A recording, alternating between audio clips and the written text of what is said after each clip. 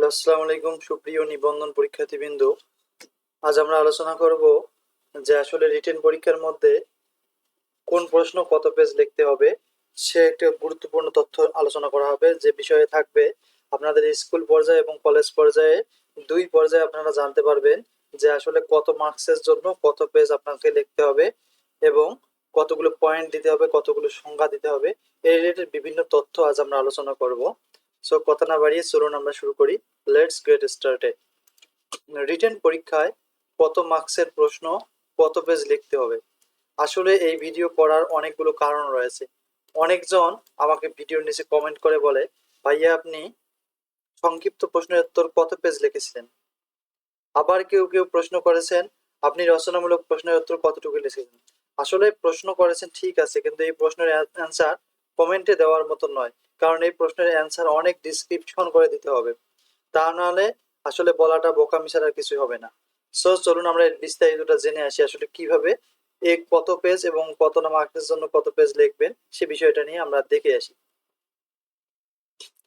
আসলে এ সকল প্রশ্নের উত্তর সঠিকভাবে দেওয়া সম্ভব না, কারণ আমরা তো পেজ কাউন্ট করিনি। মাঝে মাঝে একটি রচনামূলক লিখেছি 5 পেজ, কখনো লিখেছি 6 পেজ, আবার কখনো লিখেছি 7 পেজ। এ ধরনের ধারাবাহিকতাও লক্ষ্য করা গেছে। কোনো প্রশ্ন দেখা গেছে খুব ভালো মানসম্মত অনেক পয়েন্ট পাইছি, সেখানে আমার দেখা যাচ্ছে 7টা পেজ আছে। কখনো কখনো দেখা যাচ্ছে ওই প্রশ্নটার পয়েন্ট তেমন আর হচ্ছে না, তখন 5টা বা 6টা পেজের মধ্যে আমার লেখা শেষ করতে হচ্ছে। আসল কথাটি হচ্ছে এখানেই।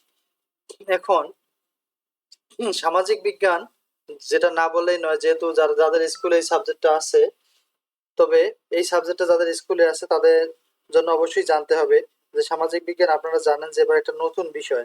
যে বিষয়টি হচ্ছে এখানে কিন্তু 7টা সাবজেক্ট মিলে একটা কোশ্চিন হবে।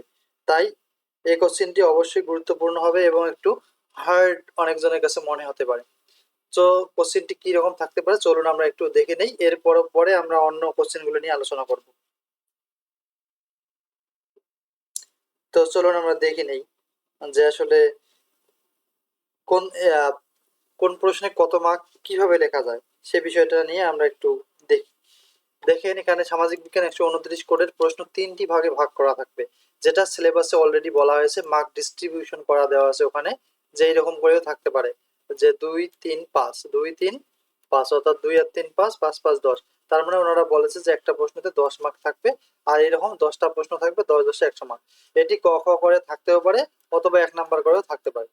তা দেখি, 10টি প্রশ্নের মার্ক হবে 100, একটি প্রশ্নের পার্ট থাকবে 3টি। তাহলে ক নাম্বার, খ নাম্বার, গ নাম্বার যদি থাকে, এখানে 1 মার্কের জন্য দেখেন এখানে 1 বা 1.5 পেজ, না 1 অথবা হাফ পেজ লিখলেই হবে। খ নাম্বার 1.5 বা 2 পেজ লিখলে হবে। আর গ নাম্বারে 3 অথবা 4 পেজ লিখতে হবে। অথবা আপনারা দেখেন যে অথবা করে যদি প্রশ্ন এই ক খ গ ঘ না থেকে যদি এইরকম ডিরেক্ট প্রশ্ন থাকে, তখন কিভাবে লিখতে হবে। তাহলে আমরা চলেন দেখি। যদি পরিবার কাকে বলে, এর কার্যাবলী ও প্রকারভেদ দেখেন, এখানেও কিন্তু 3টে অংশ আমরা লক্ষ্য করতেছি। এরকমও প্রশ্ন হতে পারে। তখন আপনারা পরিবার কাকে বলে এটা 1 পেজ বা হাফ পেজের মধ্যে শেষ করবেন। এরপরে এর কার্যাবলীটা 2 পেজ বা 2.5 পেজে শেষ করবেন। প্রকারভেদ যা আছে এটি আপনারা 2 থেকে 2.5 পেজ এটাও শেষ করতে পারেন, কারণ এই দুটি প্রশ্ন প্রায় সেম। তাহলে আমরা অবশ্যই বুঝতে পারলাম যে কিভাবে আসলে এগুলো শেষ করতে হবে এবং কত পেজ লিখতে হবে। আশা রাখি আপনারা বুঝতে পারছেন। তবে যাদের সামাজিক বিজ্ঞান 329 কোড আছে, তাদের জন্য একটা বিজ্ঞাপন হচ্ছে, আমরা যেহেতু একটা সাজেশন তৈরি করেছি আপনাদের জন্য, অলরেডি অনেকজন আমাদের কাছে নিয়ে এসেছে এবং আমরা আশাবাদী যে এখান থেকে আপনারা অবশ্যই কমন পাবেন।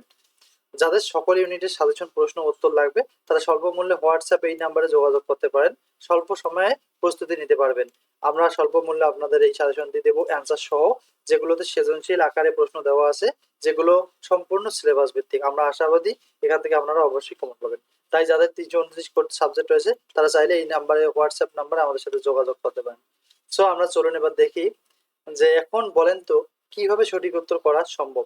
বিষয়টা আপনারা বুঝলেন। সংক্ষিপ্ত প্রশ্নের উত্তর 5 মার্কের ক্ষেত্রে এটি 1 পেজ অথবা 1.5 থেকে 2 পেজও হতে পারে। দেখেন এই কথাটা বলার কারণ কি, যে এটি 5 মার্কের। আমরা জানি সংক্ষিপ্ত প্রশ্ন প্রায়গুলো 5 মার্কের হয়। 5 মার্ক হলে এটি 1 পেজ অথবা 1.5 থেকে 2 পেজও হতে পারে। তার মানে দুটি কথা বলা হয়েছে, হয় 1 পেজ না 1.5 থেকে 2 পেজ। লক্ষ্য করেন, যদি সংজ্ঞামূলক সংক্ষিপ্ত প্রশ্নটি হয় তাহলে এর উত্তর 1 পেজ বা 1.5 পেজে শেষ হবে। আর যদি পয়েন্ট ভিত্তিক বা ঘটনা ভিত্তিক হয় তাহলে 2 পেজও লেখা যেতে পারে।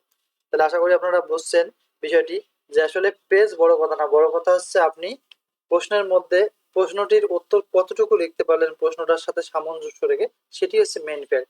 আপনি হাফ পেজের মধ্যেও একটা সংক্ষিপ্ত প্রশ্ন শেষ করতে পারেন, আবার এক পেজের মধ্যেও শেষ করতে পারেন, আবার 1.5 পেজের মধ্যেও শেষ করতে পারেন। এটি সম্পূর্ণ ডিপেন্ডস করবে আপনার নিজের উপর। It depends only on you. এরপরে রচনামূলক প্রশ্নের দিকে আমরা যদি যাই, বিভিন্ন কোশ্চিনে বিভিন্ন ধরনের রচনামূলক প্রশ্ন আসে। যেমন আমরা দেখি কোনো কোনো রচনামূলক প্রশ্ন থাকে 15 মার্কস, আবার কারো কোনো সাবজেক্টে লেখা থাকে 10 মার্ক। তাহলে আমরা 15 মার্কটা আগে দেখে নেই। 25 মিনিট সময় পাবেন এই 15 মার্কস লেখার জন্য। আপনারা সময় পাবেন 25 মিনিট। এই 25 মিনিটের মধ্যে 6-7 পেজ আপনি লিখতে পারবেন, 6 থেকে 7 পেজ অথবা 8 পেজ লিখবেন, এর বেশি তো লিখতে পারবেন না। এটি সাধারণত 10 মার্কের হলে, যদি 15 মার্কের হয় তাহলে এরকম পেজ হবে। আর যদি 10 মার্কসের হয় তাহলে 16 মিনিট সময় পাবেন। আর 16 মিনিটের মধ্যে আপনার 3-4 পেজ লিখতে হবে। লিখতে পারেন এই সময়ের মধ্যে, আসলে 3-4 পেজ লেখা সম্ভব। তা আশা করি আপনারা বিষয়গুলো বুঝতে পারছেন যে কতগুলো পেজ লিখবেন। তারপরে আমি ক্লিয়ার করে আবার দিচ্ছি, 6-7 পেজ বলতে এই যে একটা পেজ, এইটি একটা পেজ, এদিকে এক পেজ, ওই পেজ উল্টে এলে আরেক পেজ, এই দুইটা পেজ কিন্তু দুইটিই আমরা ধরছি। তার মানে 3টে পেজ যাকে বলা হয়, 3 পেজে থাকবে 6। এইরকম ভাবে 3টি পেজ, এদিকে এক পেজ ওদিকে এক পেজ, 2 পেজ, তার মানে 3টে পেজ মানে 6টা পেজ। এই 6 পেজ লিখলেই আপনার একটা রচনামূলক 15 মার্কের অ্যান্সার হবে।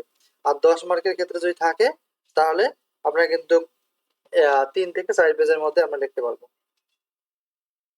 তো আশা রাখি পেজটার কথাটা আপনারা বুঝলেন। যদি ভালো লাগে প্লিজ সাবস্ক্রাইব করবেন হু আর নিউ।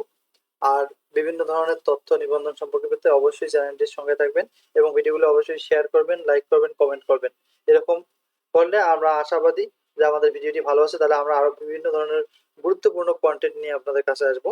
সামনে আমরা ভাইবার রিলেটেড কিছু তথ্য দেবো, এবং এরপরে আমরা 19তম শিক্ষক নিবন্ধন সম্পর্কে কিছু গুরুত্বপূর্ণ মডেল টেস্ট এখানে শেয়ার করবো। সো অবশ্যই সাবস্ক্রাইব করবেন। Thank you for watching this video. See you in other video. আসসালামু আলাইকুম।